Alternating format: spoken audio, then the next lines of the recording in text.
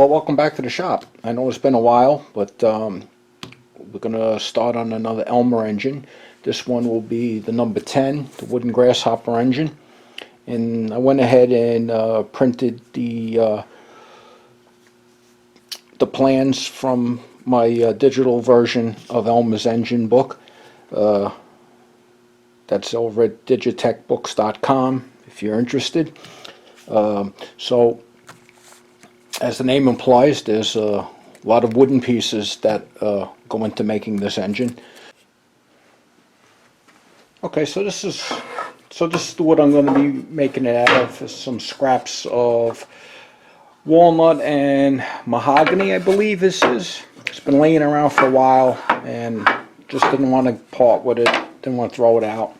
But I found something I could do with it. So this is what I'll be using. Before we get started, I just want to point out a couple of things. As you can see, there's no blade guard on my saw. I've taken that off a while ago. There's no splitter on the back. You know, a lot of the operations I do, that gets in the way. If you want to make any kind of rabbits or dados, that just becomes a problem. So, you know, yes, it can be dangerous. I'm well aware of that, and that's a risk that I take on myself. So do not do this at home. This is for entertainment and information only. You know, your safety is your responsibility.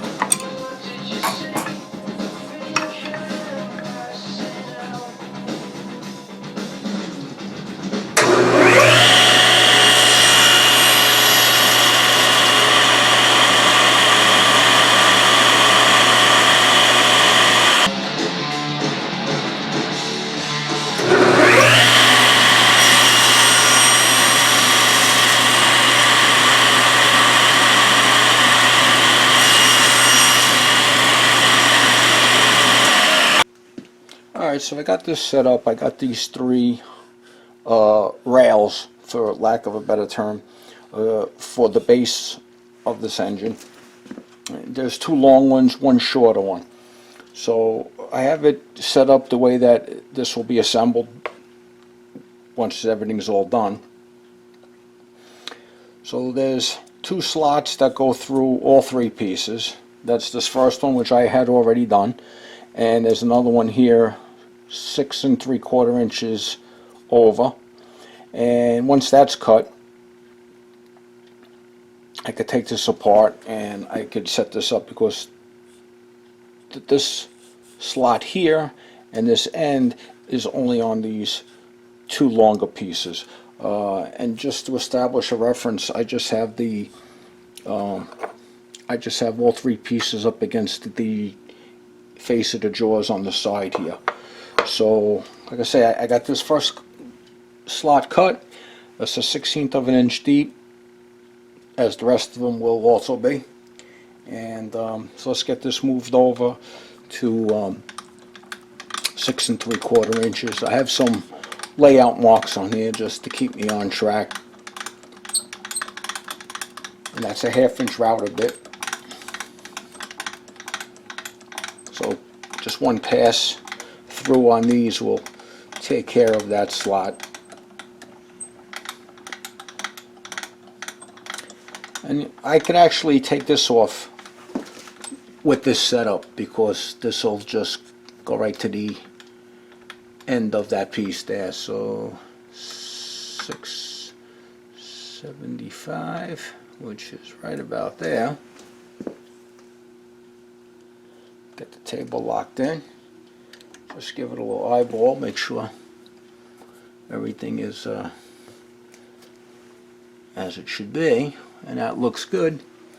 So I'll do this in 2 passes. I'll do a 32nd of an inch deep first, and then the other 32nd on the return trip. So, alright, that's good there.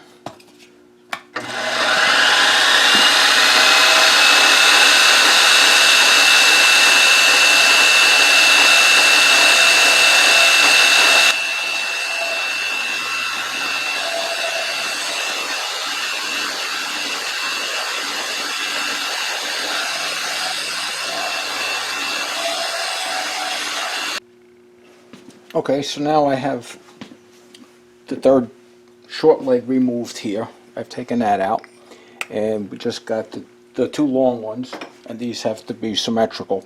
So this is a 1 5/8 wide slot, so I got this moved over. I just referenced it with the back jaw again here, and the digital readout's still set up the same way.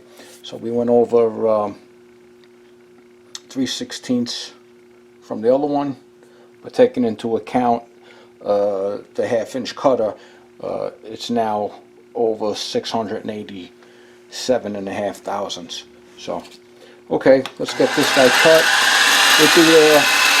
I'm just going to go full depth, 62 1/2.